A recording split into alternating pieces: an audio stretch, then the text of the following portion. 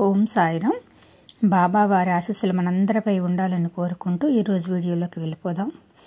నీవు ఎంత దూరంగా ఉన్నా సరే నీ భక్తిని నేను గ్రహిస్తాను. నీవు నా ఎదురుగా కూర్చొని నన్ను ధ్యానించవలసిన పని లేదు.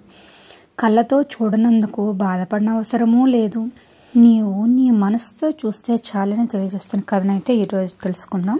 ఒక గొప్ప సంకీర్తనకారుడు, గొప్ప భక్తుడు. అతనెప్పుడూ భగవంతుని ధ్యానము చేస్తూ భజనలతోనే కాలం గడిపేవాడు. అందుకే అతనిని నవయుగ తుకారాం అని పిలిచేవారు. ఒకసారి అతను షిరిడీ వచ్చి బాబాకి నమస్కరించాడు. వెంటనే బాబా, ఇతను నాకు కొన్ని సంవత్సరాలుగా తెలుసు అన్నారు. ఇది విన్న అతను ఆశ్చర్యపోయాడు. ఎందుకంటే అతను ఇప్పుడే మొదటిసారి షిరిడీ వచ్చాడు. అలాంటప్పుడు కొన్ని సంవత్సరాల నుంచే తెలుసని బాబా ఎలా అన్నారో అతనికి అర్థం కాలేదు. కానీ అతను తీవ్రంగా ఆలోచించగా తను కొన్ని సంవత్సరాల క్రితం బాబా ఫోటోకు నమస్కరించిన సంగతి గుర్తుకు వచ్చింది. అది అర్థమవ్వగానే అతని మనసుకు ఎంతో ఆనందం కలిగింది.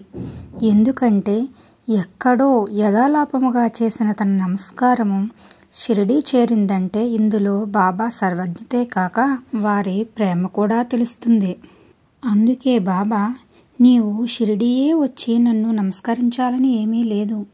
నా ఫోటోకి నువ్వు ఎక్కడ నుంచి నమస్కరించినా ఆ నమస్కారం నాకు చేరుతుందని చెప్పారు.